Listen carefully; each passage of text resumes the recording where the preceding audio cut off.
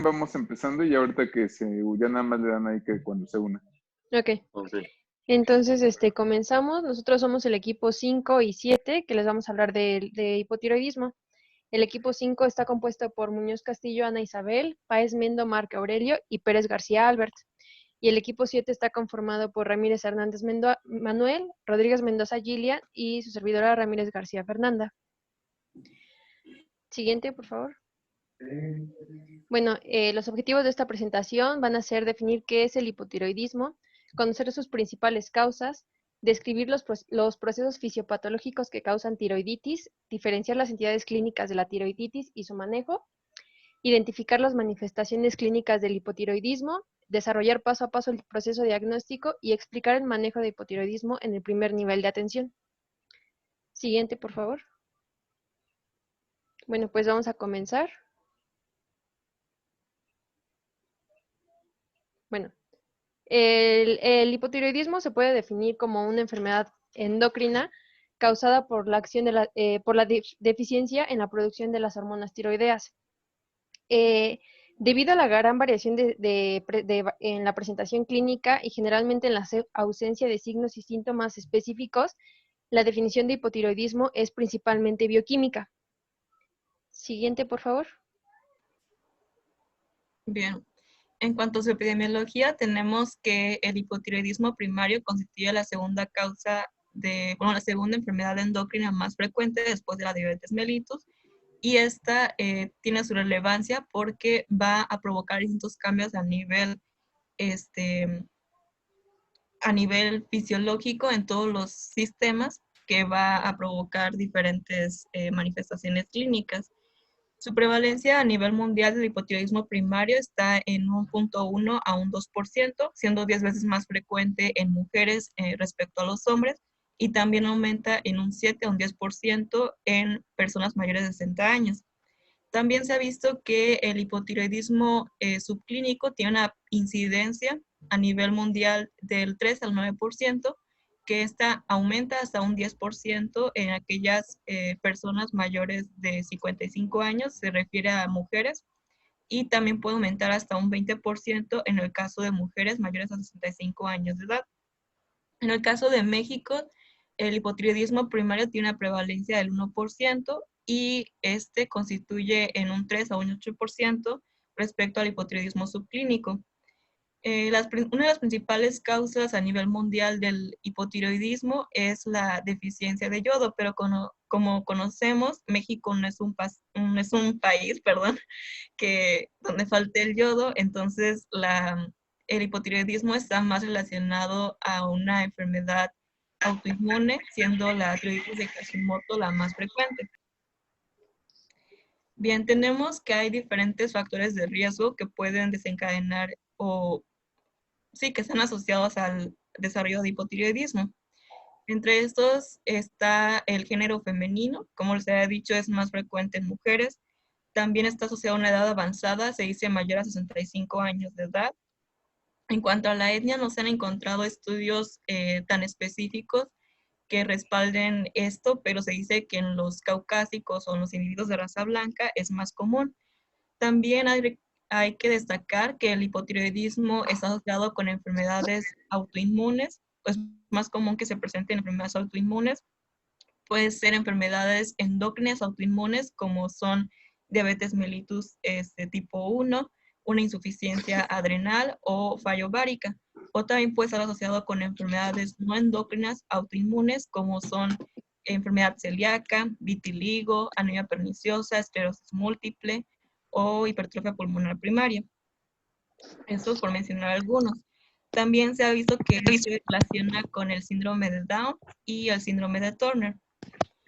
Y hay que destacar que, en cambio, el consumo de tabaco y el consumo moderado de alcohol se ha visto que reduce el riesgo de presentar hipotiroidismo. Y en cuanto a la guía de práctica clínica, se maneja que la población de riesgo, además de presentar estas características que ya les mencioné, también se encuentra el tener una historia familiar o personal de una enfermedad tiroidea autoinmune. También está el consumo de fármacos que afecten a la actividad tiroidea, por ejemplo, el consumo de litio, de amiodarona, de interferón alfa y de etaburidina. También aquellos pacientes que hayan sido intervenidos con una tiroidectomía o también que tengan crecimiento tiroideo, aquellos que sean sometidos a radioterapia externa, lo que es cabeza y cuello, también aquellos que están en periodo posparto y aquellos que, bueno, ya lo de la tiroidectomía. O también aquellos pacientes que hayan sido sometidos a trasplantes de médula ósea. Todos ellos van a constituir una población de riesgo para presentar hipotiroidismo.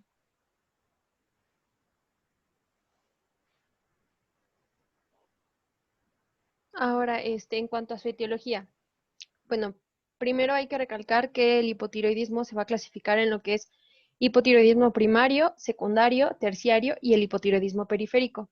El hipotiroidismo primario se va a deber a una deficiencia de la hormona tiroidea, o sea, como tal, lo que está afectado es la glándula tiroides.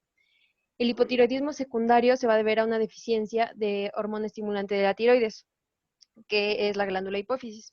Y el hipotiroidismo terciario se debe a una deficiencia de TRH. El hipotiroidismo periférico se menciona que es muy raro, o sea, representa menos del 1% de los casos y se debe a una resistencia periférica a la actividad de las hormonas tiroideas. También en otras bibliografías se menciona lo que es el hipotiroidismo central, pero más que nada es que abarca lo que es el hipotiroidismo secundario y al terciario. Ahora, las principales causas de lo que es el hipotiroidismo primario, como ya se los mencionó mi compañera Gillian, se considera que es la tiroiditis autoinmune o también llamada enfermedad de Hashimoto, de la cual más adelante mis compañeros les van a hablar más a fondo. Esta se debe principalmente a una concentración elevada de anticuerpos contra lo que es la peroxidasa tiroidea y anticuerpos antitiroglobulina, que son los que van a afectar a la glándula tiroides y a su producción de hormonas. Se dice, como les mencionó hace un momento mi compañera Gillian, se dice que en personas fumadoras tienen menor riesgo de padecer hipotiroidismo y esto se debe a que las personas fumadoras tienen una menor concentración de estos anticuerpos que les acabo de mencionar. Otra causa de hipotiroidismo primario es la deficiencia de yodo, ya que, como sabemos, el yodo es un elemento indispensable para la producción de hormonas tiroideas. Encontré que la Organización Mundial de la Salud recomienda la ingesta diaria de sodio de 150 microgramos para adultos, 200 microgramos para mujeres embarazadas y en la lactancia y de 50 a 200 microgramos en niños. Y bueno, pues los programas de fortificación con yodo en los sistemas de salud, las intervenciones de salud pública, es de los más baratos y funcionales para la prevención de este tipo de problemas. Otra etiología del hipotiroidismo primario son los medicamentos que contienen yodo, como lo es la amiodarona. Esto me va a producir una disminución en la producción de hormonas tiroideas por una sobrecarga de yodo. También tenemos lo que es, se da por también tratamiento por yodo radioactivo, bueno, después de un tratamiento con yodo radioactivo, por una hemitiroidectomía o por radiación directa sobre el cuello como tratamiento para el cáncer tiroideo. Y también otra causa menos común es la tiroiditis transitoria y enfermedades infiltrativas. Causas de hipotiroidismo central. Tenemos, como se había mencionado en clases anteriores, es principalmente los adenomas hipofisiarios. El hipotiroidismo central, como se los dije, abarca tanto al secundario como al terciario y afecta a ambos sexos por igual. Se debe principalmente a desórdenes de la glándula hipófisis que a desórdenes de la glándula del hipotálamo, pero generalmente involucra a ambos. Como les dije, la principal causa de son los adenomas hipofisiarios. También se puede dar por lo que es una disfunción de la glándula hipófisis o del hipotálamo, ya sea por un trauma craneoencefálico, por lo que es la apoplejía pituitaria, que lo mencionamos en clases anteriores, lo que es un síndrome de Sheehan, por cirugías, radioterapia y otra vez tenemos enfermedades infiltrativas.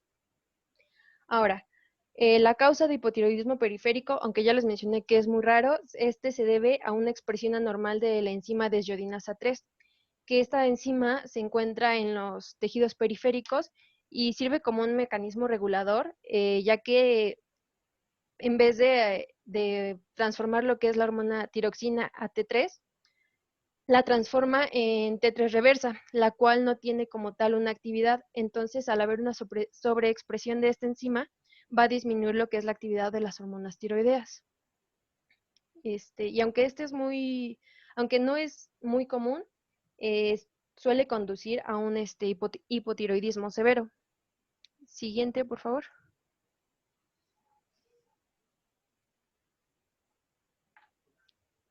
Bueno, aquí les puse unas tablitas donde se hace más puntual lo que les acabo de mencionar. Y bueno, como nota nuevamente que el hipotiroidismo central incluye a lo que es el hipotiroidismo secundario y al terciario. Siguiente.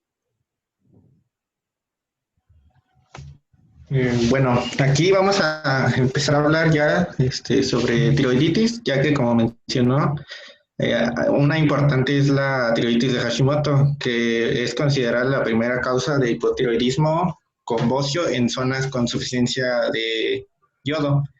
Entonces, tenemos en primer lugar que la tiroiditis va a corresponder a un grupo heterogéneo de padecimientos. Estos son de etiología variada, que lo que van a tener en común es la inflamación de la glándula tiroides y pueden o no cursar con una disfunción tiroidea, que puede ser transitoria o llegar a ser definitiva. Y de este lado vemos una de las clasificaciones de la tiroiditis, porque se puede clasificar, bueno, hay varias clasificaciones, entre ellas si son dolorosas o no son dolorosas, si hay un proceso autoinmune o si no son autoinmunes, o en base a su curso clínico, como podría ser este caso, en tiroiditis agudas, donde tenemos la tiroiditis aguda supurada, tiroiditis subagudas, donde entra la de Kerbein, y también la tiroiditis subaguda linfocitaria. En crónicas se puede dividir a la vez en crónicas autoinmunitarias o en crónicas no autoinmunitarias. En las primeras tenemos la tiroiditis atrófica, la tiroiditis linfocitaria focal, y aquí entra la tiroiditis de Hashimoto. En las crónicas no autoinmunitarias encontramos la tiroiditis de Riedel, la tiroiditis crónica supuradas y las no supuradas. Y otras causas de tiroiditis, como puede ser por irradiación, por traumatismos o por fármacos, que más adelante lo vamos a ver un poco más a detalle, poniendo especial énfasis en la amiodarona, que ahorita más adelante lo vamos a mencionar. La siguiente, por favor. Bien, vamos a empezar con la tiroiditis aguda. También se le conoce como tiroiditis infecciosa o supurada. Esta va a ser la colonización de la glándula tiroides por microorganismos patógenos. La principal etiología van a ser bacterias y entre estas las más frecuentes son Staphylococcus aureus, Streptococcus pyogenes y Streptococcus pneumoniae. Las infecciones micóticas son muy raras y si llegaran a ocurrir son más comunes en pacientes inmunocomprometidos. En este cuadro les pongo algunas de las causas de tiroiditis aguda y, por ejemplo, en la infección micótica tenemos varios hongos como Aspergillus, Candida, Coccidioides, Histoplasma y Pneumocystis. En niños y adultos jóvenes, la causa más frecuente de esta tiroiditis es la presencia de una fístula del seno piriforme. También se puede dar por propagación desde infecciones localizadas en el cuello o en vías respiratorias superiores. Y también puede ser por diseminación hematógena o linfática. La siguiente, por favor. Bien, como les dije, la presencia de una fístula del seno piriforme es la causa más frecuente de tiroiditis aguda. Estas van a predominar en el lado izquierdo y, bueno, el seno piriforme es un vestigio del cuarto arco faríngeo que conecta la bucofaringe con la tiroides. Esto puede explicar que si se da alguna infección en vías aéreas superiores, se pueda diseminar a la tiroides. Este es un padecimiento poco frecuente, ya que la tiroides es una glándula que es resistente a la colonización por patógenos, ya que es un tejido encapsulado, tiene un alto contenido de yodo, que tiene una propiedad antiséptica que la hace resistente a colonización. Bien, en cuanto a la clínica, va a tener una presentación brusca que se va a presentar por dolor tiroideo, a menudo referido a faringe u oídos. Va a presentar bocio, que va a ser pequeño y doloroso a la palpación. También va a haber presencia de fiebre, disfagia y eritema sobre la glándula tiroides. También presenta linfadenopatías, principalmente cervicales, y síntomas generales como malestar, astenia, dinamia, mialgias y artralgias. La siguiente, por favor. En cuanto al diagnóstico, por ejemplo, si hacemos una biometría hemática, vamos a encontrar leucocitosis y aumento de la eritrosedimentación, que nos va a guiar a una causa infecciosa. Generalmente la función tiroidea es normal, pero si se llegara a complicar con un absceso, pues podría causar disfunción en las hormonas tiroideas. Si se realiza una ecografía, esta es principalmente para detectar si hay presencia de algún absceso, ayuda a realizar la punción y aspiración por aguja fina, esta para realizar estudios microbiológicos. En este estudio, en la PAF, va a mostrar una infiltración por leucocitos polimorfonucleares y también si se realiza el cultivo de la muestra, esta es para identificar el microorganismo causal y así poder establecer el tratamiento.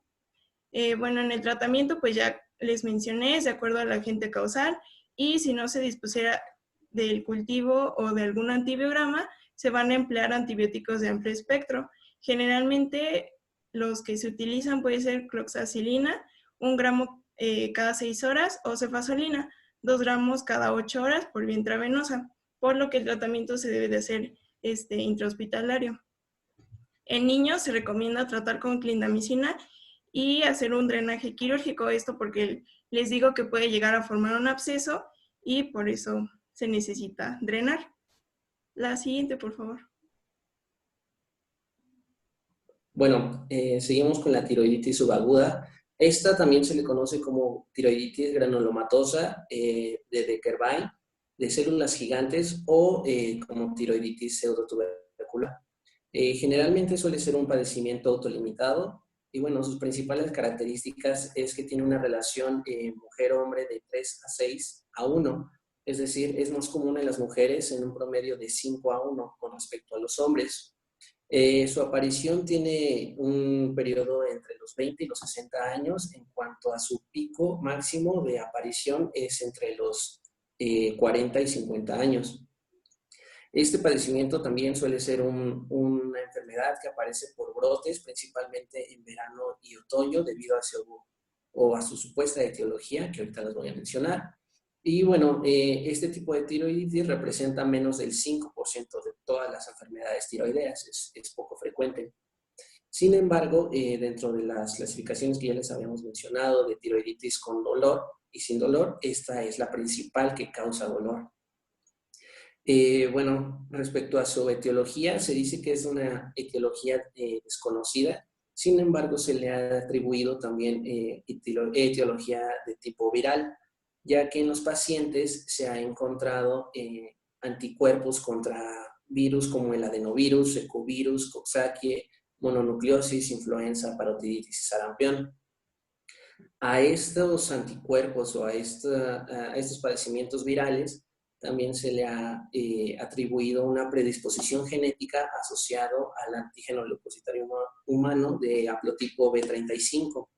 Este antígeno lo que va a hacer es activar los linfocitos T citotóxicos o linfocitos TSD8 que van a dañar las células del folículo tiroideo. Debido a que tienen alguna estructura similar, el folículo va a tener una estructura similar al antígeno vírico que haya causado la primoinfección, por decirlo de alguna forma. Entonces, toda esta reacción va a ser por mimetismo molecular, por el proceso molecular.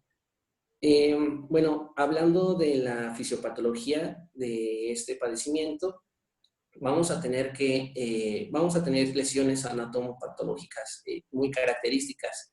La primera va a ser un folículo infiltrado por células mononucleares o por linfocitos, el cual va a iniciar un proceso inflamatorio. Tenemos en la imagen de arriba, allá, me la quitaron. Tenemos en la imagen de arriba gracias. tenemos un proceso inflamatorio en el cual se ven el infiltrado de linfocitos, se pueden apreciar las células mononucleares en el estroma del epitelio tiroideo. Va a haber una rotura de este epitelio y a su vez puede haber una fuga del coloide, como se puede apreciar en la imagen. Una vez que ya la lesión se comience a desarrollar, va a formar lo que se le llama granuloma. Este granuloma es la lesión histopatológica más característica de la tiroiditis subaguda, la cual va a ser su principal diferenciación de las demás tiroiditis.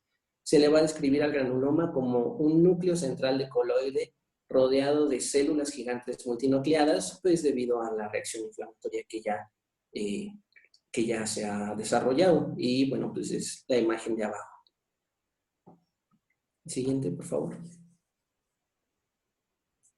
Bien, la tiroiditis subaguda va a tener una evolución clínica de aproximadamente de 2 a 4 meses, es decir, es un padecimiento muy largo que, bueno, se va a diferenciar, bueno, se va a caracterizar por 3 fases clínicas y una fase prodrómica o principal, debido a su etiología que, como ya les he mencionado, se le ha atribuido de etiología viral. Ya que frecuentemente se ha precedido a la tiroiditis subaguda de una infección respiratoria aguda de 1 a 3 semanas antes. Este periodo prodrómico suele cursar con mialgias, atralgias, fiebre, astenia y malestar general. Después de estas 3 semanas, ahora sí, ya con las 3 fases clínicas de la tiroiditis subaguda. La principal es la fase tirotóxica, en la cual se va a caracterizar por un aumento de la tiroglobulina de T4 y T3 libres y de la velocidad de eritrosedimentación globular. Bueno, la velocidad de sedimentación globular o la velocidad de eritrosedimentación van a estar elevadas en esta fase. A su vez, la TSH y la reacción la captación de radioiodo o yodo I-133 van a estar disminuidas. A este proceso se le va a añadir, bueno, toda esta fase se le va a caracterizar por sintomatología como el dolor cervical anterior, el cual se puede irradiar a la región retroauricular, y bueno, esta se va a exacerbar con deglución, tos, movimientos de la cabeza. Luego, bueno, también en esta fase tenemos que hasta el 50% de los pacientes llegan a desarrollar clínica hipertiroidea.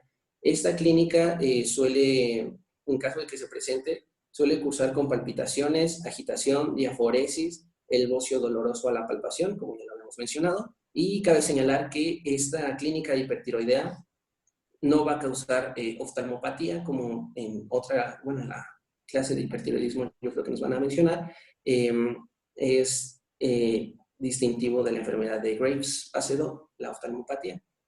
Entonces, en esta no va a haber, si se llegan a presentar síntomas hipertiroideos, en esta no va a haber oftalmopatía. La siguiente fase va a ser la fase hipotiroidea, en la cual van a haber disminución de las hormonas tiroideas libres y, caso contrario, va a aumentar la TSH, la captación de radioyodo, puede también estar aumentada o en su defecto puede estar normal. Y por último tenemos la fase de recuperación, la cual va a cursar con un eutiroidismo al cabo de los 2 o 4 meses, lo cual va a suponer una resolución de la enfermedad, ya sea que se cure al final de todo este proceso. Hasta en un 90% de los casos se ha visto que se llega a la curación total. Sin embargo, hasta en un 10% de todos los casos puede presentar el hipotiroidismo definitivo.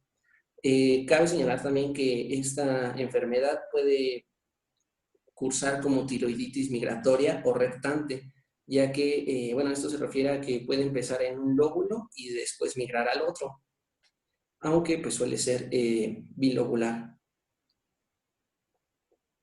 Y bueno, para este tipo de tiroiditis subaguda se pueden emplear distintos estudios complementarios. En una biometría hemática vamos a encontrar una leucocitosis casi siempre. Los anticuerpos antitiroideos no van a ser usuales, aunque sí se pueden llegar a presentar, pero por lo general no hay presencia de anticuerpos precisamente porque es de otra etiología.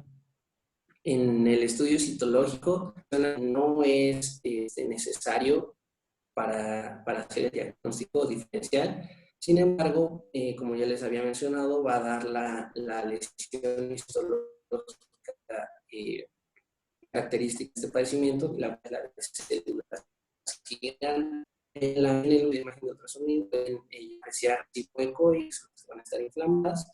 Y bueno, también como complemento se puede utilizar la velocidad de sedimentación globular, la PCR, ver que hay un proceso inflamatorio.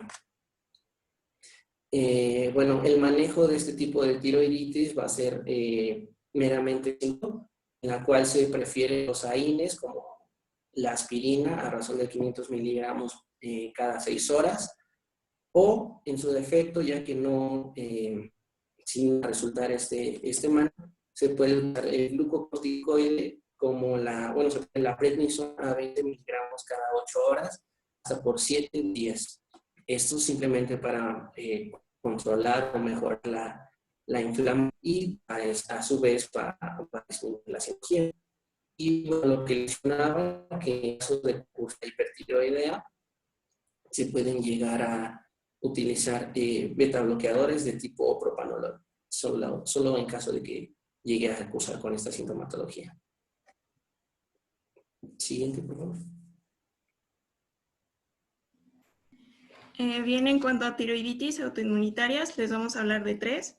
La tiroiditis silente o indolora, la tiroiditis autoinmunitaria asintomática y la tiroiditis de Hashimoto o tiroiditis crónica, que es la causa más común de hipotiroidismo.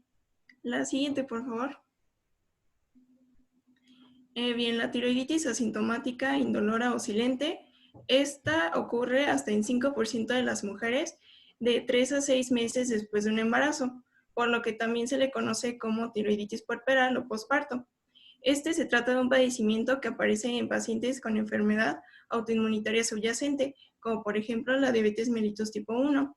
Es más frecuente en mujeres de 30 a 35 años. Para explicar un poco pues sabemos que durante el embarazo se tiene que mantener la tolerancia fetal para que pueda progresar el embarazo. Entonces va a haber una inmunorregulación que tiene un efecto secundario de mejorar la autoinmunidad, pero al término del embarazo va a haber una exacerbación posparto de este proceso autoinmunitario y este fenómeno va a inducir una tiroiditis transitoria posparto. La que sigue, por favor. Bien, este trastorno se acompaña de anticuerpos contra tiroperoxidasa antes del parto. Si la mujer los presenta, tiene mayor riesgo de evolucionar a hipotiroidismo. Es 3 veces más frecuente en mujeres con diabetes mellitus tipo 1. Presenta bocio firme, difuso e indoloro, de ahí su nombre de tiroiditis silente o indolora. La duración media de la enfermedad hasta el retorno al eutiroidismo es generalmente de 1 año. La evolución que va a presentar va a iniciar primero con una fase de tirotoxicosis o hipertiroidismo que va a durar de entre 2 a 4 semanas. Después va a progresar a una fase de hipotiroidismo que dura de 4 a 12 semanas aproximadamente y finalmente llegar al eutiroidismo o a la resolución. En cuanto al tratamiento, si tenemos síntomas tirotóxicos graves, principalmente como palpitaciones o taquicardias, podemos dar betabloqueadores. El que les pongo aquí es el propanolol, de 20 a 40 miligramos 3 veces al día. Y en la fase de hipotiroidismo se puede dar sustitución con levotiroxina, pero generalmente debe retirarse de 6 a 9 meses, ya que lo más común es que se resuelva y regrese al eutiroidismo. La que sigue, por favor.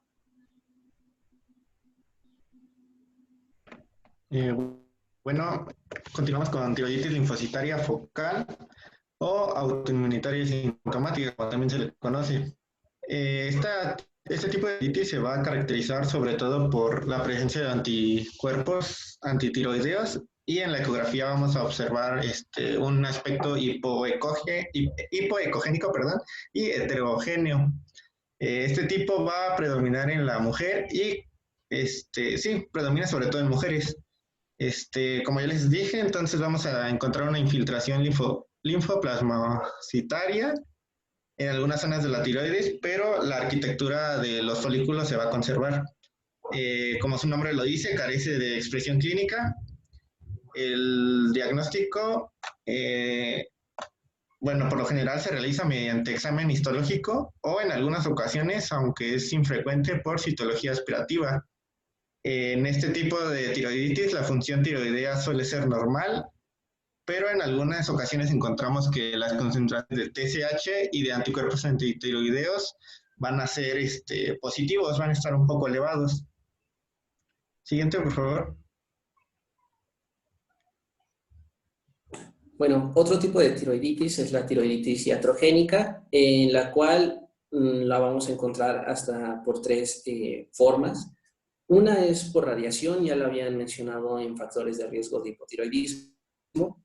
La radiación se clasifica dentro de la tiroiditis iatrogénica, ya que una radioterapia externa puede llegar a... Una radioterapia externa en zonas cercanas al cuello puede llevar a condicionar una tiroiditis crónica e hipotiroidismo a largo plazo, por periodos largos de exposición.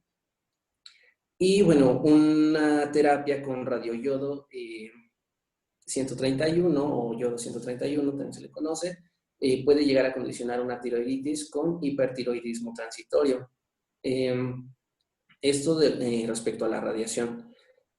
También puede haber una tiroiditis iatrogénica por traumatismos directos. En este caso tenemos la práctica de la biopsia con aspiración de aguja fina. Esta se utiliza cuando se necesita una muestra y una mala técnica, una mala praxis puede condicionar una tiroiditis iatrogénica.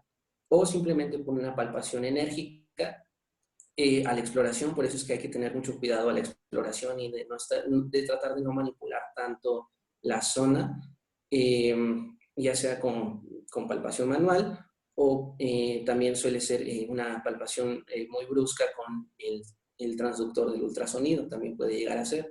Y bueno, estas prácticas nos pueden llegar a condicionar una entidad parecida o como tal una tiroiditis aguda.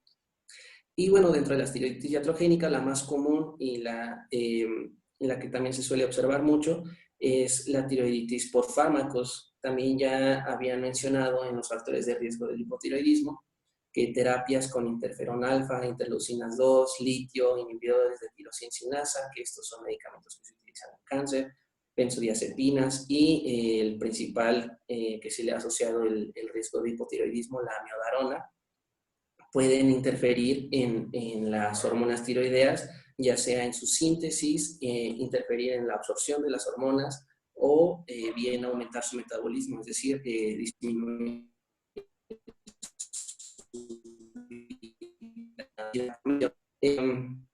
por eso que al utilizar estos o utilizar esta terapia, estos fármacos, haber un monitoreo constante de la función tiroidea con pruebas de función tiroidea, también detección de autoanticuerpos para tener ese control antes de empezar la terapia con este tipo de fármacos y durante también.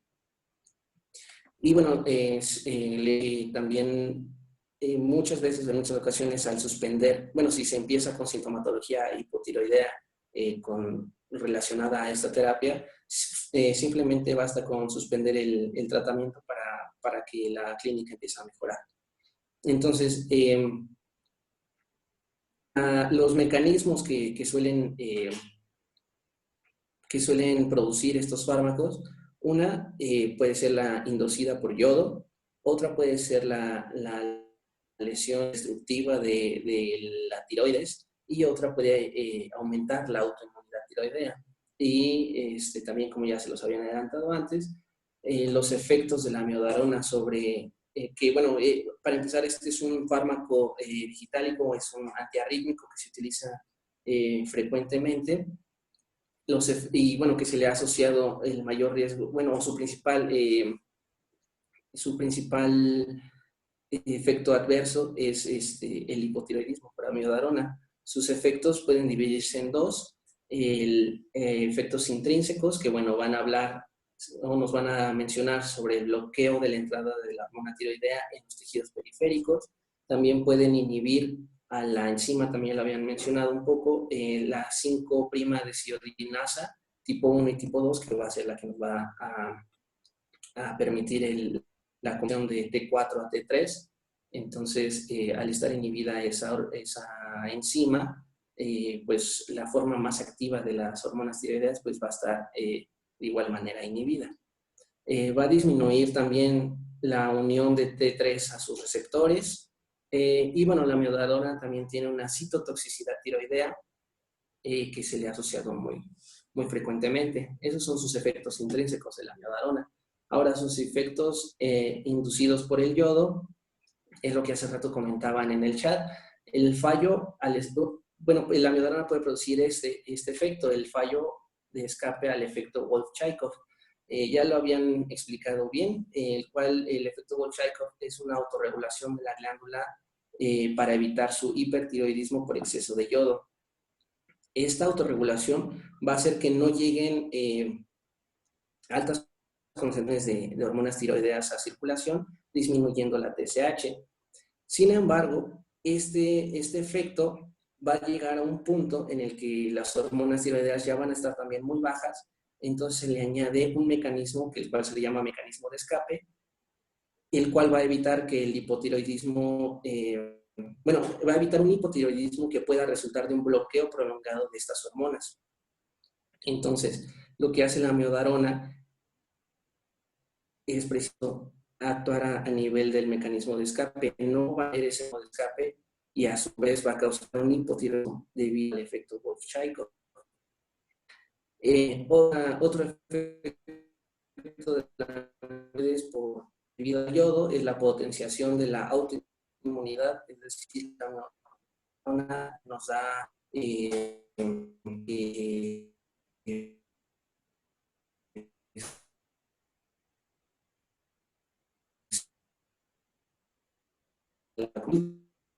último periodo de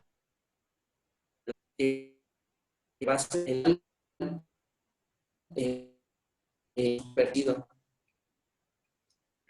lo cual significa que entonces va a haber un hipotiroidismo en pacientes que normalmente suelen cursar con un déficit de yodo y un bocio multinodular.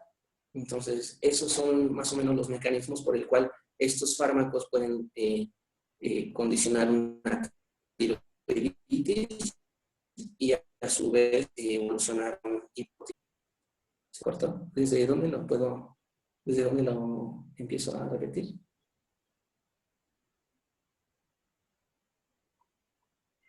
Si alguien nos puede decir.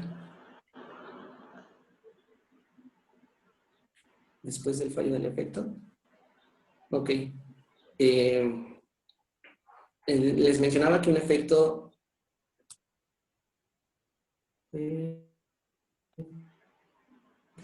Se corta los efectos inducidos. Se corta lo que estás diciendo.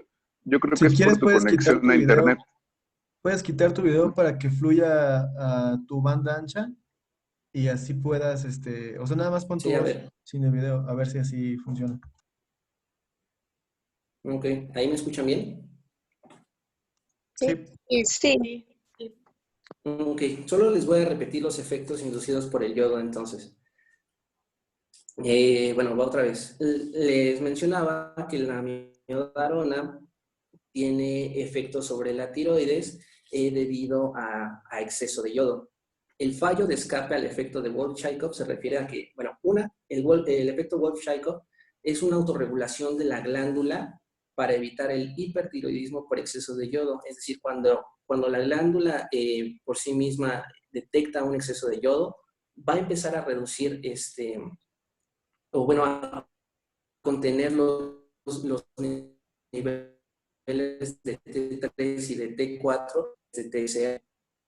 este efecto va a dar paso a que disminuyan tanto las hormonas que se va a activar otro mecanismo, el cual se le llama mecanismo de escape, para evitar el hipotiroidismo que podría resultar de un bloqueo pues prolongado. Entonces va a ser una autorregulación. Lo que va a hacer la amiodarona es que no va a permitir el mecanismo de escape. Quiere decir que ya no va a bajar tanto y se va a quedar en un eutiroidismo.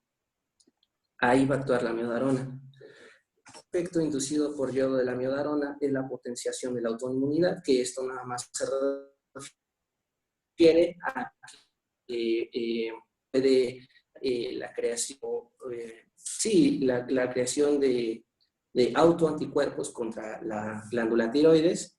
Y por último tenemos el efecto Jod-Basedow, el cual se refiere a un hipertiroidismo yodo inducido por la sobrecarga. Este efecto nos va a hablar de que, como su nombre lo dice, va a producir un hipertiroidismo, pero las características principales para que se dé es que se suele presentar en pacientes con déficit de yodo y un bocio multinodular. Entonces, esos son principalmente los efectos de la amiodarona y los mecanismos por el cual puede condicionar una tiroiditis iatrogénica y, en su defecto o a su vez, evolucionar a un hipotiroidismo. No sé si tengan alguna duda con respecto a esto.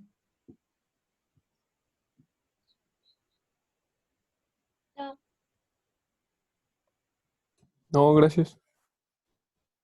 ¿Le podemos dar a la siguiente, por favor?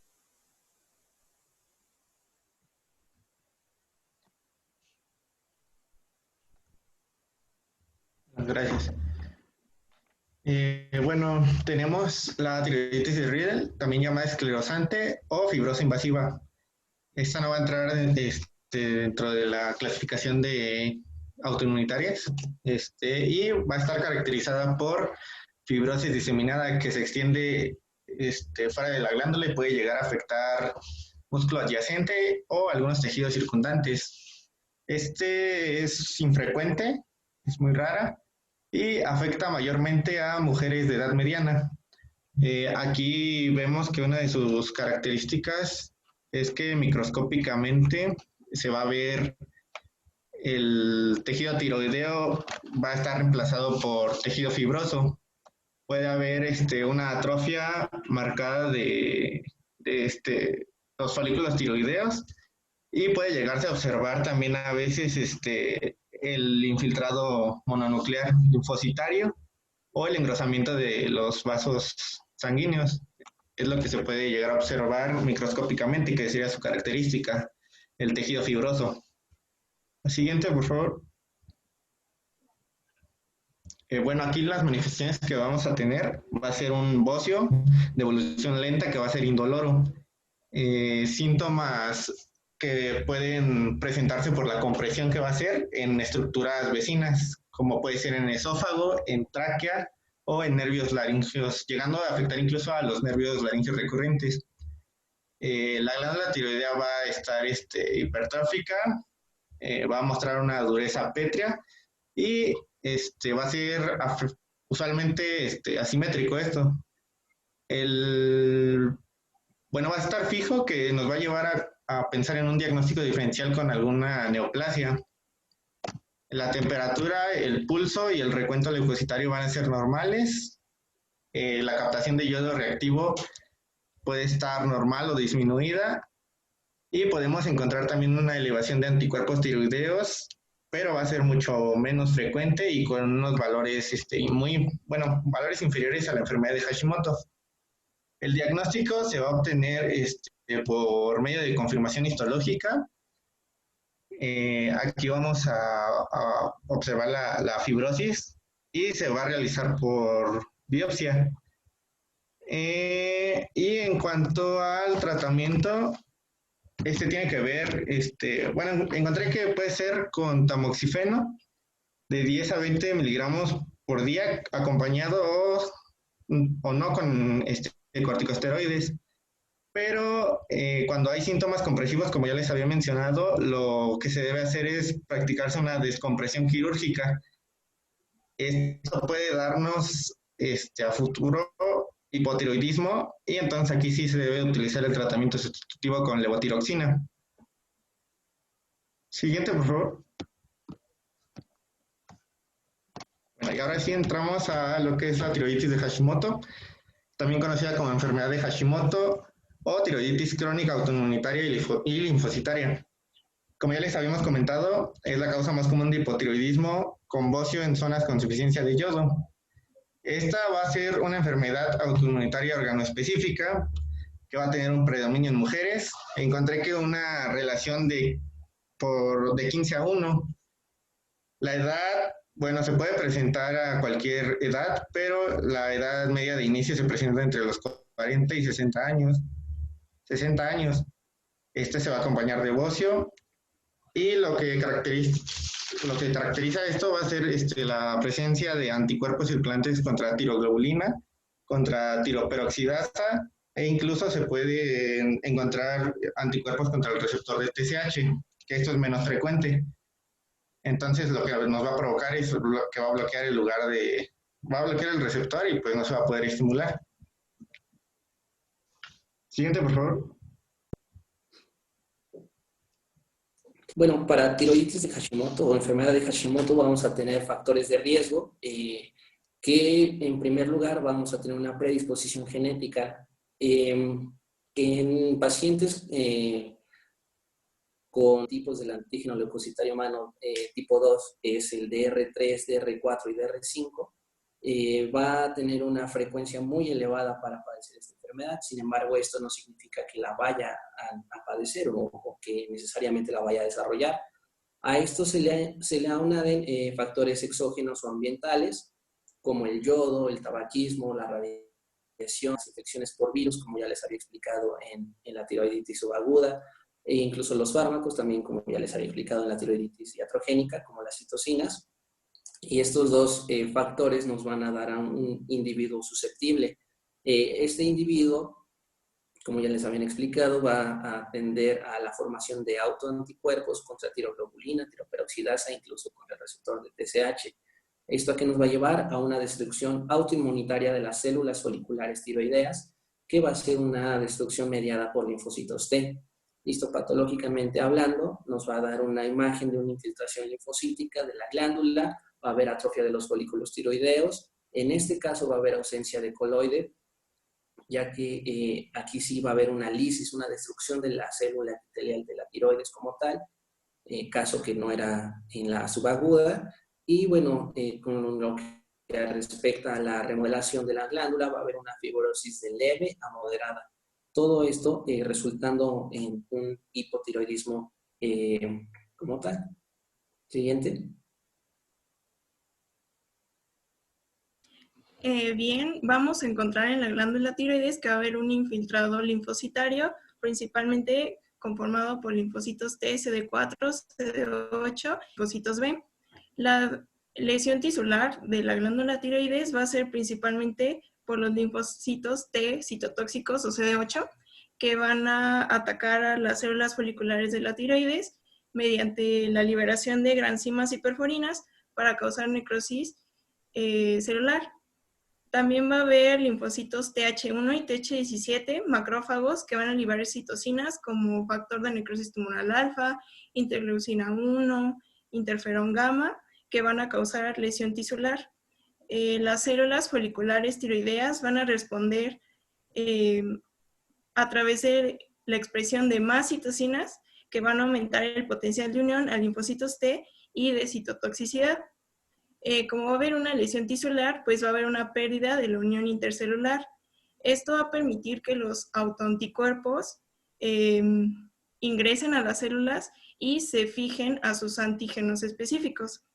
Esto va a inducir la formación de inmunocomplejos que van a fijar el complemento, van a crear complejos de ataque a la membrana, van a causar más lesión tisular y también van a desencadenar lo que se conoce como citotoxicidad celular dependiente de anticuerpos. Esto es que los anticuerpos tiroideos se van a fijar a las células foliculares, entonces van a llegar los linfocitos, principalmente los natural killer, y se van a unir a los anticuerpos, entonces van a desencadenar una reacción de necrosis, igualmente por granzimas y perforinas.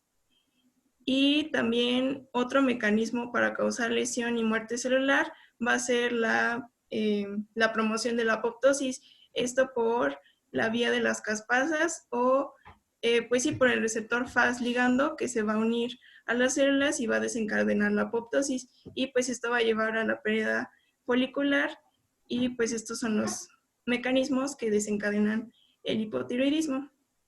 La siguiente, por favor. Bien, en esta tabla les resumimos un poco lo que ya les hablamos de las diversas tiroiditis, recalcando la tiroiditis de Hashimoto, que ya vimos que es la causa de hipotiroidismo. Bueno, aquí en esta tabla dice que el contexto pues es predominantemente en mujeres entre 40 y 50 años, presentan la elevada frecuencia del antígeno leucocitario humano, el DR3 y el DR5, y también es posible que se asocie a otras patologías autoinmunitarias como la diabetes mellitus, enfermedad celíaca, vitiligo, otras. Esta no va a cursar con dolor. Si tiene bocio y va a ser duro, no va a presentar signos sistémicos, tampoco, bueno, un síndrome inflamatorio. El estado hormonal, pues ya vimos que conduce al hipotiroidismo, va a presentar anticuerpos antiperoxidasa y también antitiroglobulina. En la gamografía va a tener una apariencia heterogénea, en la ecografía va a tener una apariencia hipoecogénica, y pues la evolución de este es el hipotiroidismo. Y pues aquí les dejo las demás para que las puedan revisar. La que sigue, por favor. Entonces, básicamente ya con esto terminamos lo de tiroiditis y, bueno, son los principales causas del hipotiroidismo primario, ya que la afección es directamente sobre la glándula tiroides. Bueno, ahora pasando a las manifestaciones clínicas de lo que es el hipotiroidismo, principalmente, bueno, tenemos que las manifestaciones clínicas no son específicas, por lo cual no se podría hacer un diagnóstico de hipotiroidismo con clínico, como les mencioné al principio, es meramente bioquímico. Ahora, las manifestaciones clínicas que se pueden llegar a presentar en adulto más comúnmente son fatiga, letargo, intolerancia al frío, ganancia de peso, constipación o estreñimiento, cambios en la voz y piel seca. Estas manifestaciones clínicas también se pueden llegar a presentar en niños y adolescentes, pero en niños y adolescentes se aumenta lo que es un retraso en el crecimiento y estatura baja. Además de que el rendimiento escolar es muy variable, pero generalmente es un rendimiento disminuido. Y también se puede llegar a presentar un agrandamiento de lo que es la silla turca debido a la hiperplasia de las células tirotropas de lo que es la hipófisis, debido a una sobreestimulación de la TSH producida por la hipófisis, perdón, por el hipotálamo. Un agrandamiento de la silla turca debido a la hiperplasia de las células tirotropas debido a la sobreproducción de TSH. También en recién nacidos se puede llegar a presentar lo que es el hipotiroidismo congénito.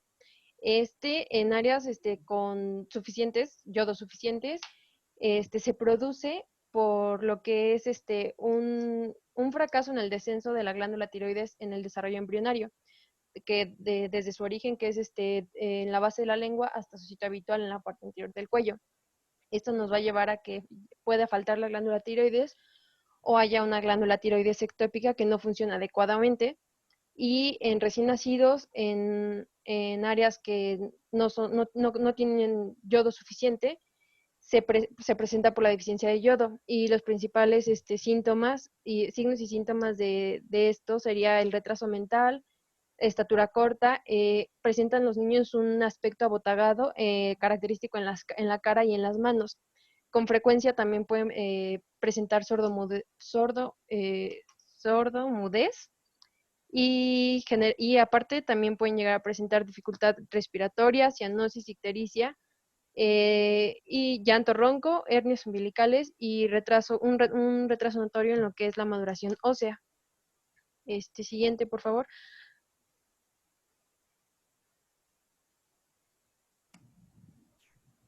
Bien, ahora en cuanto al diagnóstico, como había dicho mi compañera Fernanda, Más se va a basar en lo que es a nivel de laboratorio, porque no existe como tal el cuadro clínico, no es simplemente característico de hipotiroidismo y tampoco existen signos patognomónicos. Entonces, cuando tenemos a un paciente que presente las manifestaciones clínicas, y también resalta la guía de práctica clínica en aquellos pacientes que presenten síndrome del túnel del carpo, síndrome de apnea obstructiva del sueño, que presenten hiperprolactinemia o también que presenten hiponatremia. Hay que solicitar la TSH y la tiroxina libre para ver si se presenta hipotiroidismo, ya que es común que se presente aunado a estas patologías. Entonces, el diagnóstico de hipotiroidismo va a ser por laboratorio a través de la TSH y la tiroxina libre.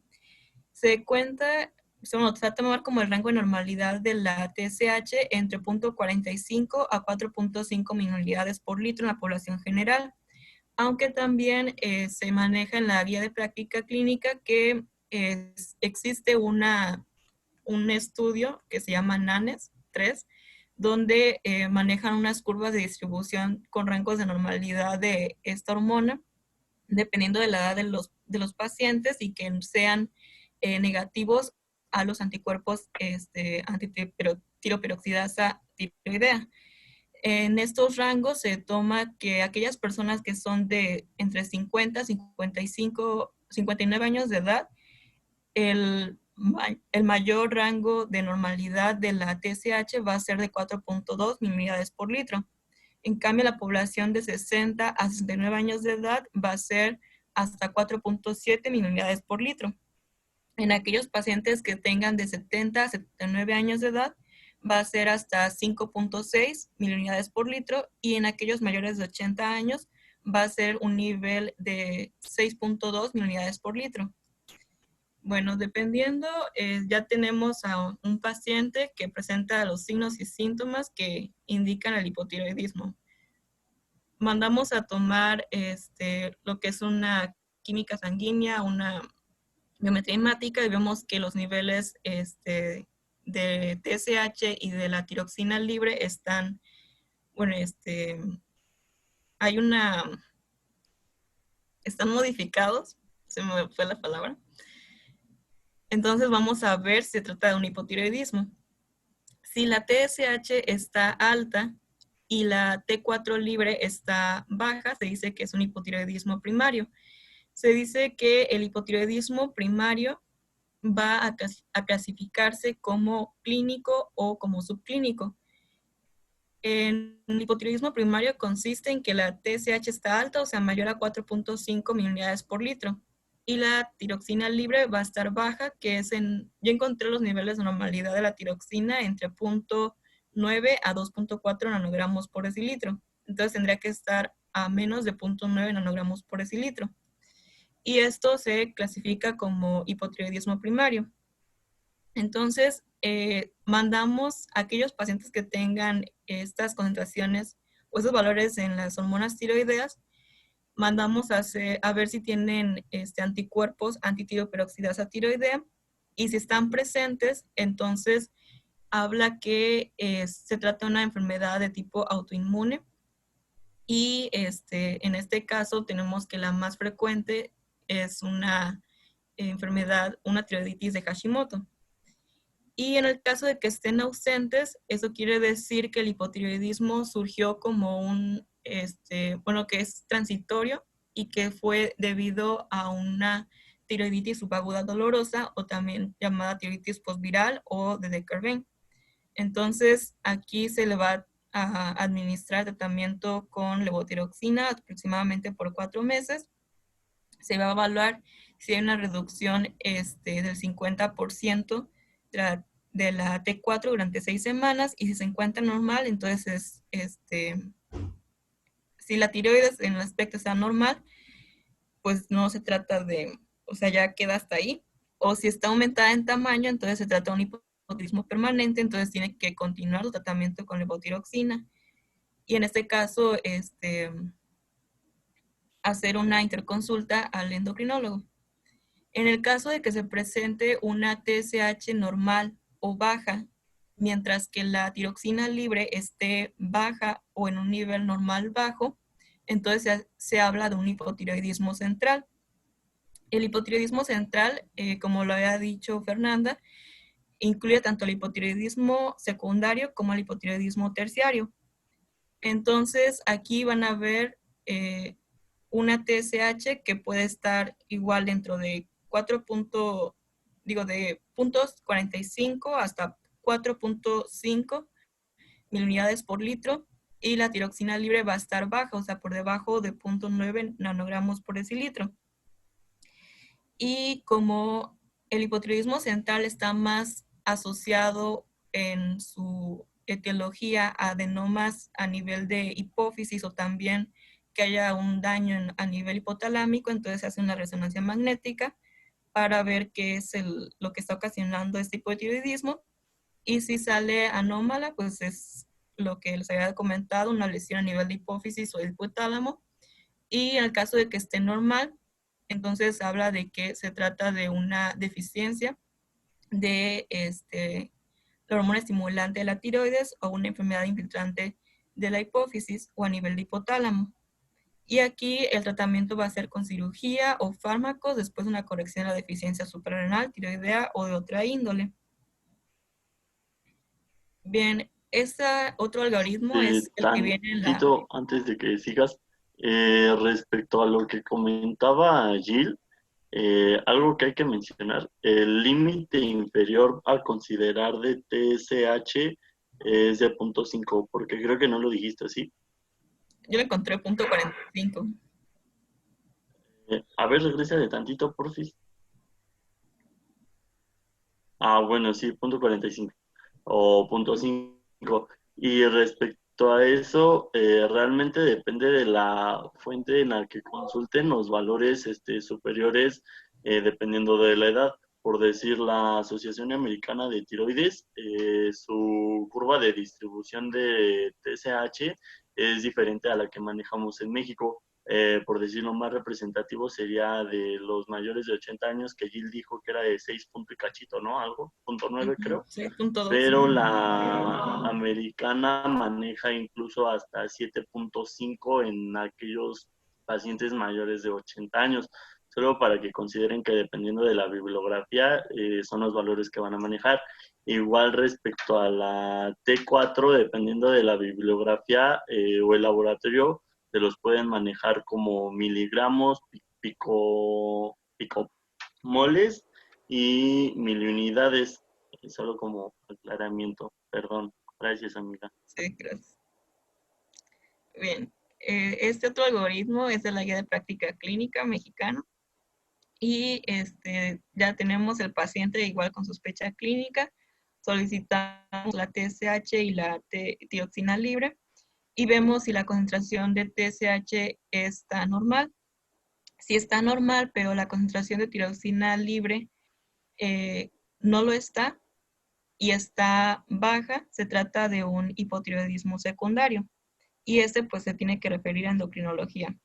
En el caso de que la concentración de TSH no esté normal y que sea mayor a 4.5 miliunidades por litro, se va a ver si la concentración sérica de tiroxina libre está elevada o está normal.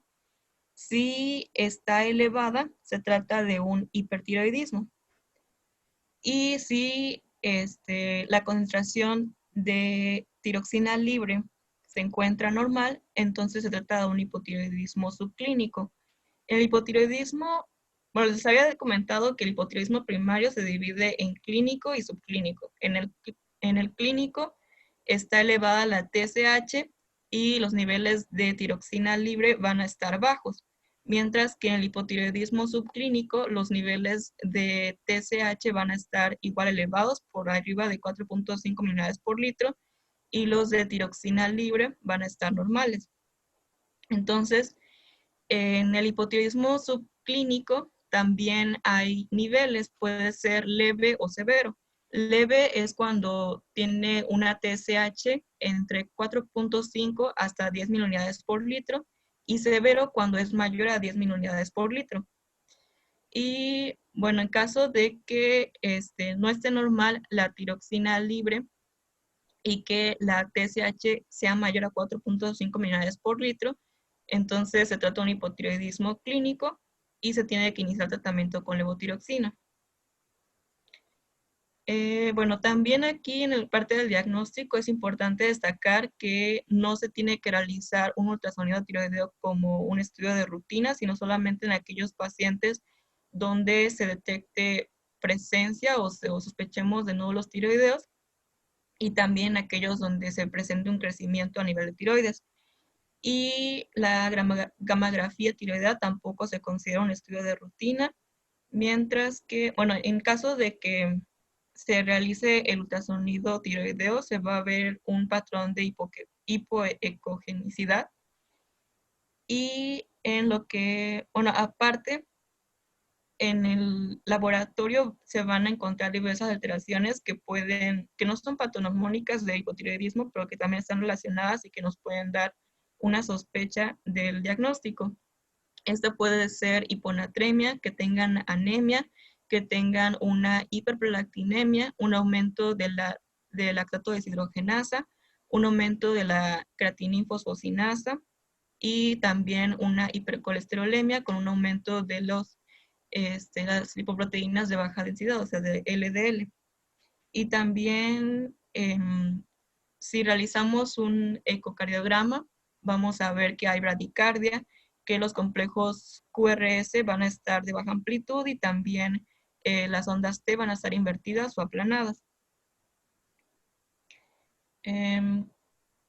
Por otra parte, se maneja que se puede detectar la disfunción tiroidea en adultos asintomáticos, pero esto no se ha establecido como una regla general de a partir de los cuántos años es que se debe comenzar a realizar este ultrasonido tiroideo en los pacientes como una medida para ver si se trata de hipotiroidismo.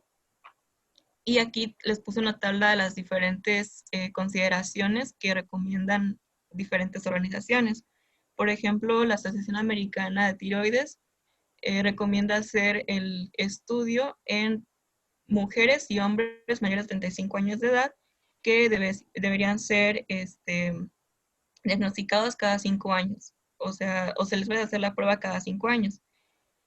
También las demás manejan que sean en pacientes mayores de 60 años o también que se encuentren entre los 50 y 60 años de edad. Y pues básicamente es eso de que en pacientes de edad avanzada se debería de tomar en consideración el diagnóstico o el escrutinio de si tienen hipotiroidismo o un hipertiroidismo, o sea, ver su perfil tiroideo. Por otra parte, también en cuanto al embarazo, el hipotiroidismo primario se va a diagnosticar cuando la TSH esté por arriba de 10 miliunidades por litro, independientemente de las concentraciones de la tiroxina libre. Mientras que el hipotiroidismo subclínico va a diagnosticarse cuando la concentración de TSH sea mayor a 2.5 miliunidades por litro y que tenga los anticuerpos antitiroperoxidasa tiroideos positivos. Como parte del diagnóstico diferencial del hipotiroidismo subclínico, hay que hacer hay que recalcar que hay diversas causas que pueden aumentar la TSH, pero que no están relacionadas como parte del hipotiroidismo. En cuanto a las causas transitorias o fisiológicas, está la variación diurna con un aumento nocturno y valores aumentados por las mañanas.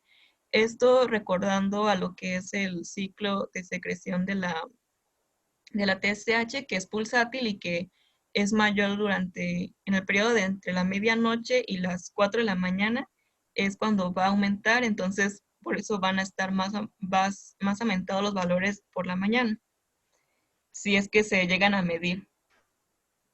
También otra causa es una recuperación de una fase de síndrome de eutiroideo enfermo o también por hipotiroidismo subclínico transitorio después de una tiroiditis aguda no dolorosa o tiroiditis postparto.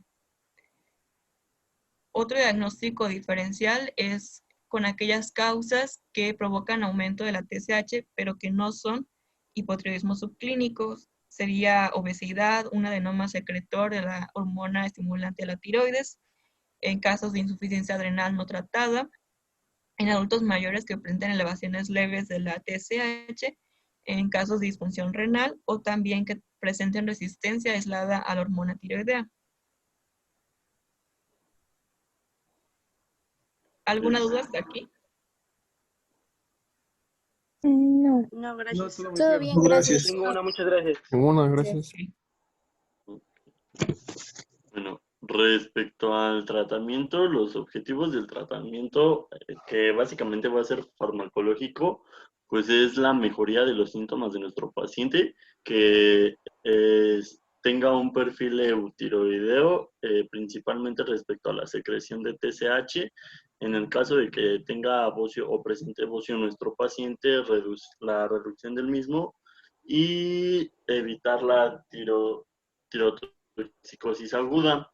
Se menciona que de primera línea vamos a manejar la levotiroxina, que esta va a ser una prohormona con una vida media de 7 días, por lo cual llega a alcanzar las concentraciones séricas normales que ya habíamos mencionado desde 0.8 a 1.8 en aproximadamente 2 semanas.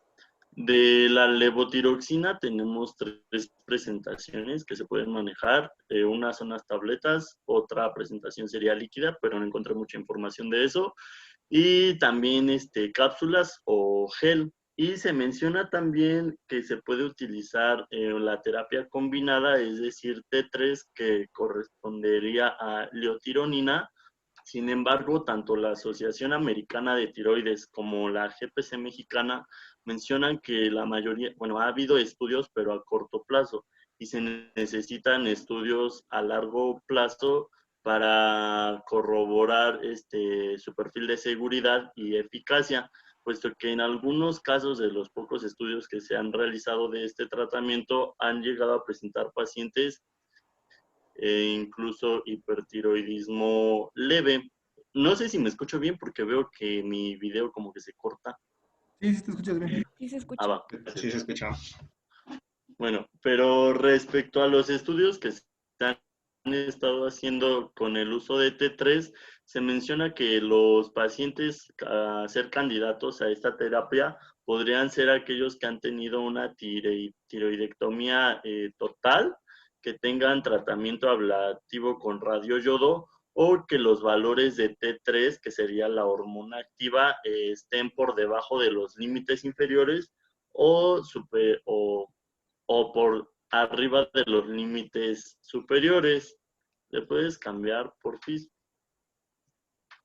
Ok. Bueno, respecto a la dosificación, algunas bibliografías, bueno, se menciona que de 1.6 a 1.8 en promedio microgramos de kilogramo. Un ejemplo sería en un paciente de 70 kilogramos, le correspondería a una dosis de 112 microgramos. Se dice que el paciente debe de tomar el medicamento de 30 a 60 minutos antes del desayuno o que lo puede consumir, ingerir 3 horas después del último alimento, que sería de la cena. No va a resultar, bueno, más bien el medicamento tiene que transcurrir durante 6 semanas para que el perfil pueda mostrarse eutiroideo. En la parte de abajo ignoren el 12.5, ese no iba, pero se menciona que en pacientes mayores a 65 años o que tengan enfermedad coronaria o desconozcan el tiempo de evolución de su hipotiroidismo, se debe de iniciar con dosis de 25 a 50 microgramos por día. Y también se menciona que en pacientes que han pasado 6 semanas, pero, espérenme, ¿cómo iba esto? Ah, sí, en pacientes que aunque se le estén dando menos de 2 microgramos kilogramo día, que ahorita vamos a ver cómo se puede ajustar la dosis, y no hayan alcanzado un perfil eutiroideo en los 6 semanas posteriores al inicio, puede ser un indicio de mala absorción o adherencia. Ahora, es importante, una vez iniciando el tratamiento, la sintomatología se va a resolver aproximadamente a las 2 semanas. Ya había dicho, hasta las 6 semanas puede salir su perfil eutiroideo, por lo cual se le tendría que mandar a hacer estudios de laboratorio para corroborar que la TSH ya esté en rangos normales. Sin embargo, si sus laboratorios no están bien y la TSH todavía está por arriba de los límites superiores, se recomienda que se pueden subir de 12 a 25 microgramos por día. Es decir, si nuestro paciente que teníamos de 112 microgramos por día de 70 kilos, se puede aumentar 12 o 25. Pero también se menciona que si la TSH está debajo del límite inferior, 0.5 o 0.45, va a ser una reducción de 12 a 25 microgramos por día. ¿Le puedes cambiar, porfis? Bueno, y antes que eso, posterior a esas 6 semanas, se vuelve a citar al paciente con laboratorios a los 4 o 6 meses de haber, de haber iniciado el tratamiento, con el fin de esperar que pues esté eutiroideo. Si no es así, pues se sigue ajustando la dosis, ya sea aumentando o disminuyendo. Además de que cuando ya se llega a alcanzar la dosis de mantenimiento, es decir, la que sería estable cada año o anualmente, se va a mandar un perfil tiroideo para corroborar que siga con los niveles séricos normales. ¿Por qué? Porque puede haber factores que aumentan el requerimiento de T4 o de la ingesta, como aquí tenemos en la tablita del lado izquierdo. Y también, bueno, de esta, lo más importante a recalcar sería el aumento de peso de nuestro paciente mayor al 10% de lo que pesaba, o que tenga una mala absorción o aumento del respecto a la mala absorción, se menciona que pues prácticamente serían trastornos gastrointestinales. Y en este caso se dice que debido a que la tableta es dependiente del pH gástrico, se podría utilizar la presentación de gel o líquida, puesto que estas no son dependientes del pH gástrico, pudiendo así alcanzar los niveles correctos de T4.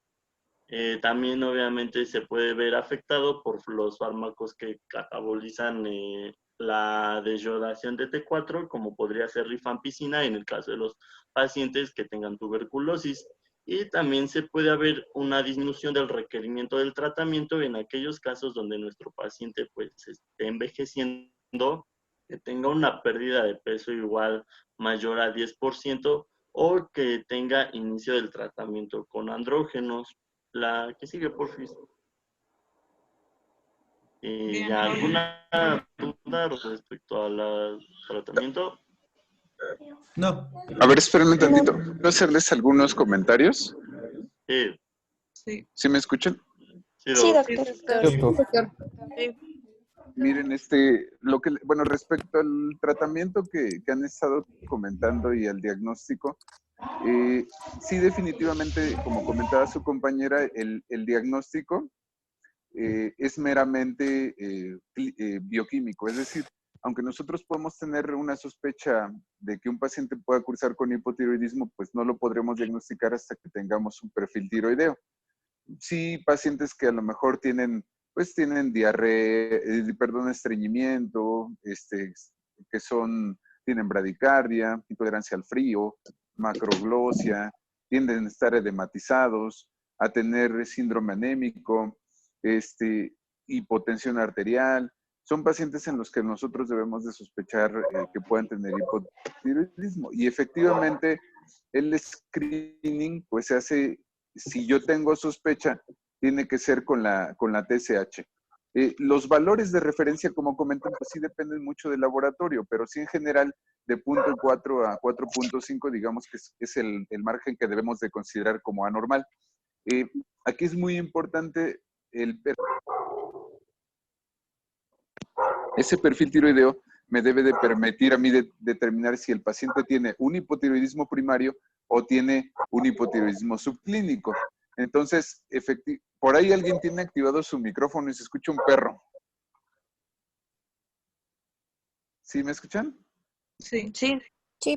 Pero, Bueno, por ahí quien tenga el control silencie a sus demás compañeros, porque escucha mucha interferencia. Entonces, efectivamente un hipotiroidismo subclínico lo vamos a diagnosticar cuando tengamos niveles de TSH altos, pero la T4 libre se mantenga en límites normales. Ahí en ese caso, solamente se le va a dar tratamiento al paciente cuando la TSH sea mayor de 10. Y habitualmente ahí en esos casos vamos a empezar con una dosis de 0.25 microgramos cada 24 horas en el subclínico. Ahora, si tenemos un paciente que tiene la TSH elevada y la T4, pero menor de 10, le podríamos dar tratamiento siempre y cuando el paciente tenga sintomatología que sospechemos que sea secundaria a hipotiroidismo. Y la misma regla, empezamos con 25 microgramos cada 24 horas. Hay otra cosa que se llama síndrome del eutiroideo enfermo. El síndrome del eutiroideo enfermo es cuando en un perfil tiroideo nosotros vemos que la T4 libre e incluso la T3 están bajas, pero la TSH está normal. Esos pacientes no requieren ningún tipo de tratamiento y habitualmente se da eso por situaciones de enfermedades agudas como sepsis o algún otro tipo de infección. Entonces, esa es otra cosa importante a tomar en consideración. Y cuando ya tenemos la TSH elevada y la T4 libre, pues ahí ya necesitamos empezar a dar tratamiento. Y la dosis convencional, que es por kilo de peso real, es 1.6 microgramos por kilogramo de peso. Pero si es un paciente geriátrico o efectivamente un paciente que tiene algún dato de cardiopatía o tiene manifestaciones de insuficiencia cardíaca, lo mejor es empezar con el 50% de la dosis. Es decir, no se lo calculo a 1.6, se lo calculo a 0.8 microgramos por kilo por día.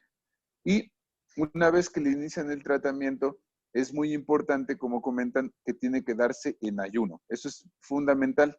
Y otra cosa que deben de tomar en consideración es que una vez que le hayan iniciado el tratamiento, sí, a las 6 semanas le deben de tomar un nuevo perfil tiroideo, en el cual lo que ustedes van a buscar es que los niveles de TSH ya se encuentren entre 0.4 y 4. Idealmente 2, ese lo vamos a tomar como el punto. Si le empiezan, vamos a pensar 100 microgramos al día y ya a los 6 semanas ya logramos que la TSH, por ejemplo, esté en 2, pues ya se sigue con esa dosis y el siguiente perfil se le tendría que hacer dentro de 6 meses. Si por alguna razón vamos a pensar que el paciente tenía 20 de TSH y le empecé 100 microgramos al día y a las 6 semanas le tomó el perfil y nos reporta la TSH en 10, ¿qué tengo que hacer? Aumentar un 25% de la dosis que le había dejado previamente. Es decir, 125 microgramos cada 24 horas y nuevamente en 6 semanas le vuelvo a tomar un nuevo perfil. Y si sigue todavía la TSH fuera de rangos, pues entonces le aumento otro 25% de la dosis. Y así lo voy ajustando. Entonces, eso es algo muy importante. En el mercado hay presentaciones de 25, de 50, de 75, de 88 y de 100 microgramos. En las instituciones de salud generalmente solamente hay 100 microgramos. De 100 microgramos, tú sabes, es difícil. Y otra cosa importante, deben de decirle al paciente que cuando le prescriban un medicamento de estos de levotiroxina, de preferencia siempre debe de tomar la misma marca de medicamento. Si por alguna razón, y eso puede pasar a veces en las instituciones de salud, tomaba ciertas tabletas que son, y de repente se lo cambian, es bien importante que a las 6 semanas de que haya ocurrido eso, le hagan un nuevo perfil tiroideo, porque a veces hay algunas formulaciones que no tienen la cantidad adecuada de levotiroxina. Entonces, si tienen ustedes alguna vez un paciente que estaba controlado con cierta dosis y de repente se descontroló, tienen que preguntarle si no le cambiaron el medicamento o la marca de medicamento que estaba utilizando. Entonces, eso también es muy importante tomarlo en consideración. Entonces, está arriba de 0.4, aumento un 25. Está muy suprimida y tiene menos de 0.4, reduzco un 25%. Y así lo voy realizando los ajustes. Cada vez que se modifique, no se les olvide hacer en 6 semanas el nuevo perfil. Ajá. Aquí me preguntan que si hay alguna marca que se prefiera, pues el Eutirox, digamos que de marca, Ese es digamos que sería lo más conveniente. Y de lo que comentaban de dar reformulaciones con T4 y T3, realmente eso no se ha mostrado que sea útil. Se puede sugerir a veces en personas que ya tienen un requerimiento de levotiroxina de más de 300 microgramos por día. Ahí pudiera considerarse darle una forma que traiga los dos medicamentos, pero yo la verdad nunca he visto ningún paciente que tenga esta necesidad de dosis tan elevadas de levotiroxina. Otra cosa que a veces les dicen los pacientes es que están gordos porque son hipotiroideos y así se los refieren y van a la consulta, es que no bajo de peso porque tengo hipotiroidismo. Realmente la ganancia de peso en un hipotiroideo es más o menos el 10%. Más de eso quiere decir que está comiendo de más. Y ustedes le pueden demostrar fácilmente que no es por eso cuando le detectan que su perfil tiroideo está bien. ¿Vale? Pueden seguir. Gracias, Doc. Y Sí. ahora vamos a pasar con las complicaciones.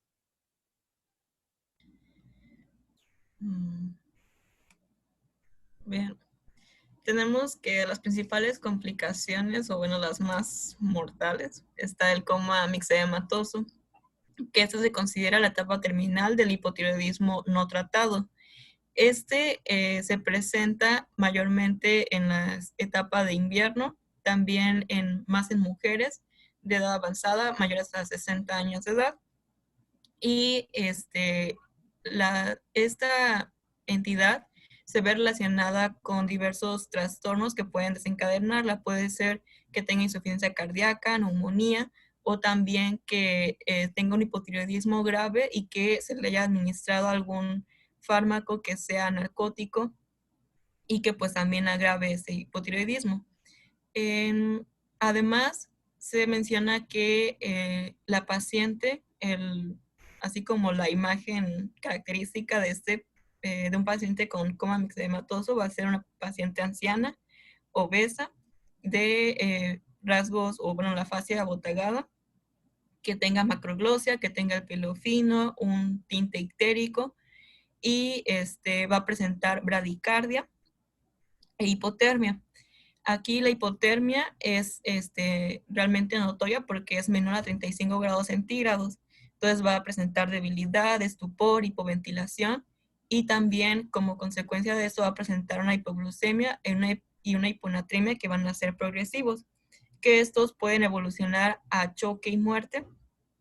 Y de aquí la importancia del coma mixedematoso, porque tiene un porcentaje de mortalidad mayor al 50%. Además, se debe destacar que esta es una enfermedad que también está relacionada, o se va a ver en aquellos pacientes que tienen una enfermedad de base, ya sea vascular o pulmonar. En cuanto al diagnóstico, las manifestaciones clínicas van a ser importantes, que tengan los que ya les comenté. A nivel de laboratorio, la T4 va a estar baja y los niveles de TSH van a estar notoriamente altos. Pueden estar incluso mayores a 10 miliunidades por litro. Y siempre van a presentar autoanticuerpos contra tiroperoxidasa tiroidea positivos. Y también a nivel de, en cuanto a los estudios de laboratorio, van a presentar elevación en la creatinina porque hay una disminución en el aclaramiento renal. Esto como consecuencia va a ocasionar una hiponatremia dilucional porque hay una acumulación de líquido, y también va a haber un aumento en la transaminasa glutámica oxalacética. También va a haber un aumento de la CPK, de la lactatohidrogenasa, del colesterol, también de las lipoproteínas de baja densidad. Puede haber aumento de la creatininfosfosinasa, y también se presenta hiponatremia y ya. En cuanto en el electrocardiograma, se va a presentar una bradicardia sinusal y de voltaje bajo. Bien, aquí en cuanto al tratamiento, va a ser importante que se mantenga lo que es la ventilación. Entonces, se va a intubar al paciente y se va a realizar, bueno, se le aplica ventilación mecánica asistida si se precisa. Que también es importante regular lo que es la hipotermia a través del calentamiento corporal interno y pasivo a través de mantas, como ya les había dicho, y presenta una hipotermia que es notoria.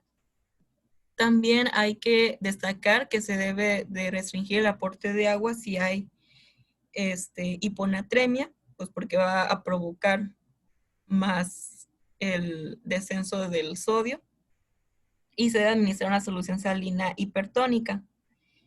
También se debe controlar lo que es la hipotensión, y en cuanto al tratamiento, el principal es la administración de tiroxina en una dosis inicial de 300 había encontrado de 300 a 400 microgramos intravenoso por día, pero también aquí lo manejan como 300 a 300 microgramos. Y después se da una dosis que comprende alrededor del 80% de la dosis que se utilizó inicialmente. Aquí lo ponen como 50 a 100 microgramos intravenoso en 24 horas. También se ha visto que después de unos días, si se ve que la concentración en cuanto a la TSH no está normal o no se ha controlado bien, se puede administrar T3 en una dosis de 5 microgramos intravenoso igual, pero cada 6 horas. Y también se va a administrar hidrocortisona, 100 miligramos cada 8 horas endovenoso, porque aquí va a haber una insuficiencia córtico suprarrenal, entonces también hay que administrar hidrocortisona. Y pues se debe controlar los factores encadenantes o agravantes que llevaron a este coma. Como les había dicho, puede presentarse por insuficiencia cardíaca, por neumonía o algún otro factor que vaya a alterar este mecanismo en cuanto al hipotiroidismo. Y también se me olvidó mencionarles que en cuanto al coma mixedematoso, son 3 mecanismos principales por los cuales se va a llevar a esto, que es una retención de dióxido de carbono e hipoxemia. Va a haber un desequilibrio en cuanto a líquidos y electrolitos, y va a haber una hipotermia. Entonces, al momento de realizar, en cuanto al diagnóstico, si realizamos una gasometría, pues vamos a ver que hay hipoxemia, que hay hipercapnia y que hay una acidosis respiratoria. Y también lo que les había dicho, que va a haber una hiponatremia dilucional por la acumulación, bueno, la disminución en el aclaramiento renal y retención de líquidos. Entonces tampoco se deben de administrar líquidos, no se deben de exceder. Y bueno, eso sería todo. Y pues tiene que ingresar a la unidad de cuidados intensivos. Del tratamiento del coma mixedematoso, en México no hay levotiroxina en presentación intravenosa. Entonces, cuando llegamos a tener un paciente con ese diagnóstico, el tratamiento es con levotiroxina oral. Generalmente, como son pacientes graves que están con ventilación mecánica, el tratamiento se da a través de sonda nasogástrica, y la dosis inicial es de 500 miligramos de levotiroxina. Y ya al siguiente día se les dejan 100 microgramos vía oral cada 24 horas. Así sería como se tratarían esos pacientes. Y sí, pues bueno, lo de la hidrocortisona, porque pueden tener insuficiencia suprarrenal concomitante, sobre todo en pacientes que ya están de esas características. Es muy importante, hay ciertas enfermedades que a veces nosotros vemos con frecuencia que pueden acompañarse de hipotiroidismo. Incluso, por ejemplo, en los pacientes diabéticos tipo 1, a todos ellos se les tiene que hacer escrutinio cuando se les hace el diagnóstico con determinaciones de TSH, y más todavía cuando son mujeres. ¿Qué otros pacientes se parecen? Los nefrópatas. Hay muchos pacientes con enfermedad renal crónica, ya en estadio 5 o 4, tienen manifestaciones clínicas que pueden simular al hipotiroidismo. Entonces, también es importante en esos pacientes hacerles una determinación de TSH. ¿Qué otros pacientes? Pacientes que tienen síndromes nefróticos, puede ser otra condición en el cual vale la pena investigar hipotiroidismo. En los pacientes geriátricos, pacientes que empiezan con datos de demencia, en ellos también hay que investigar si no tienen hipotiroidismo, porque eso puede ser reversible cuando se les empieza a dar tratamiento. Yo me acuerdo el caso más extremo que me llevó, fue una paciente joven que tenía 18 años y la mandaba a su médico familiar porque decía que ya tenía enfermedad renal crónica, estadio 5. y la mandaba para que ya la incluyéramos a un programa de diálisis. Y pues sí tenía una fase de nefrópata porque estaba con esa coloración como terrosa, estaba anémica, tenía edema, y bueno, pues tú le veías la fase y dices, bueno, sí parece que es nefrópata, pero traía una creatinina de 1.5, ¿no? Entonces dices, no, un paciente con enfermedad renal crónica estadio 5 no puede andar con esas creatininas, ¿no? Entonces le tomamos un perfil tiroideo y salió con una TSH de 100, ¿no? Entonces, pues bueno, obviamente le empezamos a dar tratamiento con la levotiroxina y 6 meses después de que la empecé a ver, la paciente ya estaba pues mejor, había prácticamente todos los síntomas que tenía habían revertido, e incluso pues ella tenía un bajo rendimiento en la escuela, pues porque seguramente ya llevaba años con eso. Entonces, sí debemos de ser un poco muy cautos en quién solicitarles, cuándo solicitarles el perfil tiroideo, y sobre todo cuando nos enfrentemos ante estos diagnósticos diferenciales.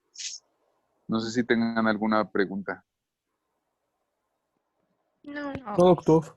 Gracias. Ninguna, doctor, muchas Gracias. gracias. ¿Aquí termina este tema? No, siguen otras Ah, complicaciones. ok, a ver, síguele. bueno, aquí más que complicaciones cardiovasculares son manifestaciones, ya que como tal, las hormonas tiroideas afectan prácticamente a lo que es todo el cuerpo. Sin embargo, el sistema cardiovascular es uno de los más estudiados y puede agravar enfermedades adyacentes. Recordamos que las hormonas tiroideas aumentan la expresión de lo que son los receptores beta-adrenérgicos. Los receptores beta-1 se encuentran principalmente en el corazón, y estos nos van a llevar a lo que es un inotropismo y cronotropismo positivo. También como función, las hormonas tiroideas disminuyen las resistencias vasculares periféricas, aumentan el volumen intravascular, por lo tanto aumentan el gasto cardíaco.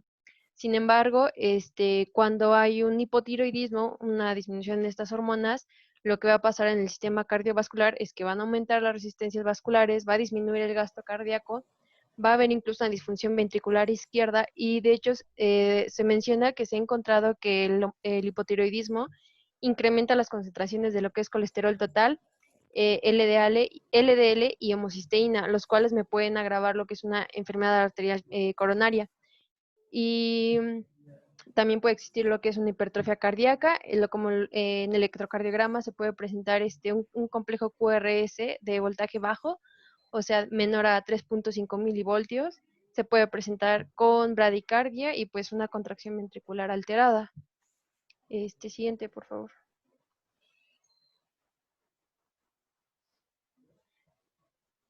Bueno, y respecto a manifestaciones psiquiátricas o complicaciones que podrían presentar estos pacientes, la más común sería la depresión.